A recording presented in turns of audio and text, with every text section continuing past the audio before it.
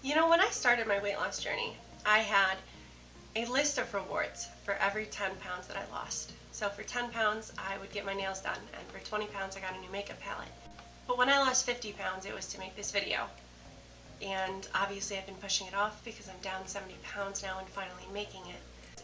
When I hit 50 pounds, I got nervous that I was going to put it all out there online and then I was going to go backwards, but I haven't gone backwards.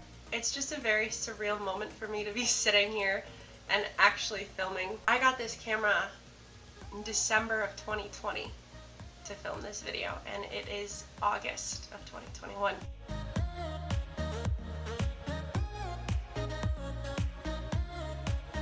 Hello beautiful people, and welcome to my first ever YouTube video where I talk to you guys about my experience losing 70 pounds in 7 months and then maintaining for the 8th month because wedding season was killing me. And these here are my before and after photos.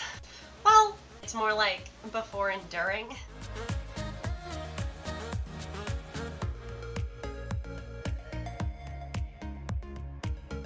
Before we get into my story, I do need to give you guys a disclaimer. I'm not a dietitian, nutritionist, or a doctor. I do work with one on a weekly basis. If you're looking to make any changes to your meal plan or to your lifestyle, I highly suggest reaching out to your primary care provider or a specialist in your area to get more resources available to you. I also do not suffer from any ailments that keep me from losing weight, and with that I am very lucky.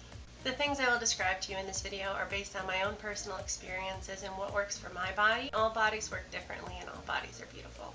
So with that, let's roll the tape. So I guess our first order of business here is talking about why did I decide to lose weight in the first place? A lot of people on the outside look at my weight loss journey as something that I did to fix my appearance.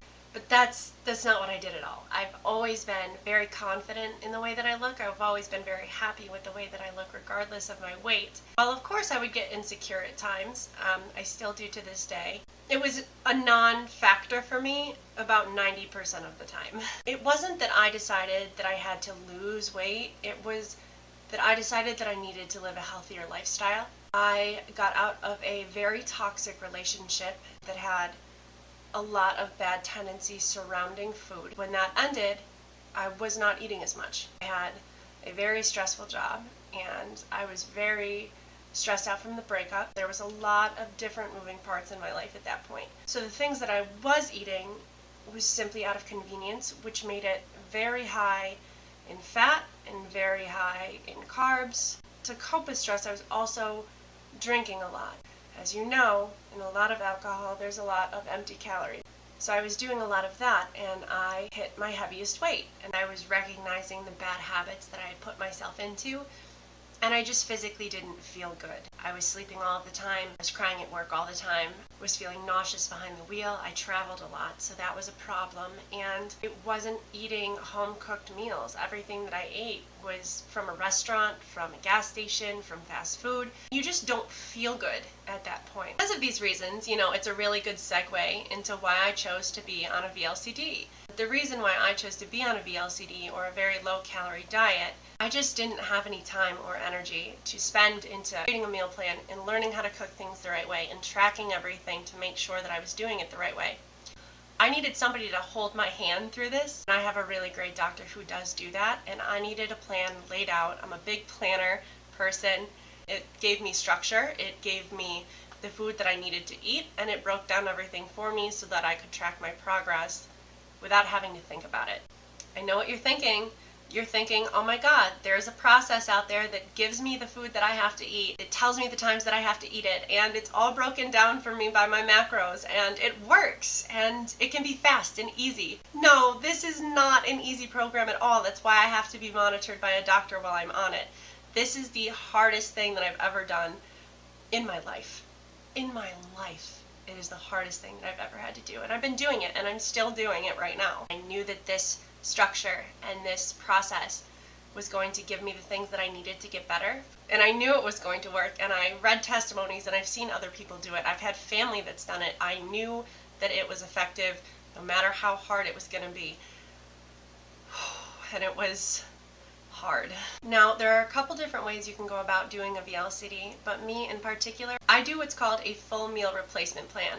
you know, life gets in the way for us sometimes, and you can't be perfect all the time. There are occasions where I try and substitute, and I'll get something at a restaurant with my friend, like an unseasoned steak that isn't cooked in butter and oil, or I'll get a piece of grilled chicken with no salt on it. So all the veggies in the world. That's what I do when I have to substitute, because I am on a very protein-based diet. So if we're looking at my macros, I eat 65% protein, 20% carbs, and 15% fat. I drink shakes, I eat puddings, and I eat soups. And I get a protein bar here and there. I also attend training sessions once a week to talk about nutrition, my body, the way that food works for when I get reintroduced to food in a more daily kind of way. Now, there is no set calories that you have for a VLCD. It is very unique to your body and your body's needs. I won't be sharing my own. I don't want anybody to look at my numbers that are specific to my body and think that this is something that they can do at home.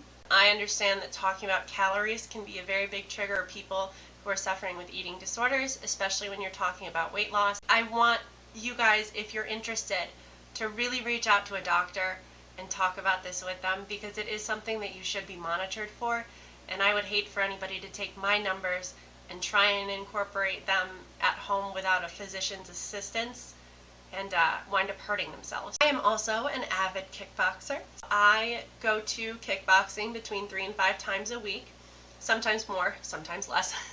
Our training sessions are about 45 minutes apiece to an hour, a mixture of cardio and strength training. It's a great way for me to get out stress from the week. It's a great way for me to stay focused and energized and use my body productively in a way that I really enjoy. So that's a lot of what I do. And I also have a lot of charts and reward systems in place for when I do lose weight. Instead of looking at everything on a timeline like, oh my God, 100 pounds, right? Because that's my goal, is to lose 30 more pounds. So instead of looking at the overarching theme of 100 pounds, I broke it into 10 pounds 10 times. And that works for me. And I also take it week by week so that I don't get overwhelmed if I have a bad week. You just start over, you know? On average, I do lose about 10 pounds a month, give or take a couple pounds depending on the month. For the month of August, in particular, I've been very focused on just maintaining with my doctors. I'm in 3 weddings this summer, so between bachelorette parties, bridal showers, the weddings themselves, it's been very difficult. So we're just kind of working on me maintaining the weight loss I've already had and not really focusing on losing until after the last wedding wraps up. Stick to my plan. I do my kickboxing. I focus on keeping my stress low and my motivation high. If you guys want to follow along more with my journey and you want to see how everything is going, you're welcome to follow my Instagram at ButterflyCalOfficial, or you can follow me on TikTok at ButterflyCal. I tend to post most of my weight loss stuff on Instagram, and then my TikTok is just for fun videos. So that's where you can reach me on other forms of social media. Thank you so much for being here. I really appreciate it. And if you want to do all the things that people tell you to do with YouTube, which is, I'm assuming, like and subscribe or whatever, you can do that too. I am totally not used to making these types of videos, but if you like it and you want to know more, I am not opposed to making more. Alright guys, have a good day, and I will see you soon.